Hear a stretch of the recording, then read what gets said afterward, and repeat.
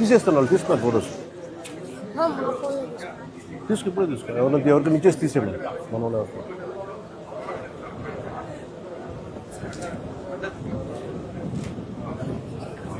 ఇవేంటివి?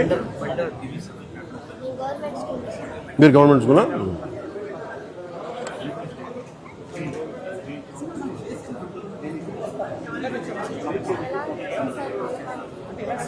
చాలా బాగుంది కదమ్మా, మీరు ఇంత అడిగి ఉండడం మీ అదృష్టం కదా.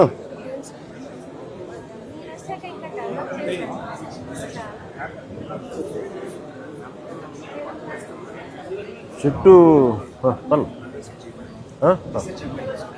తీసుకొస్తారా? ఓకే.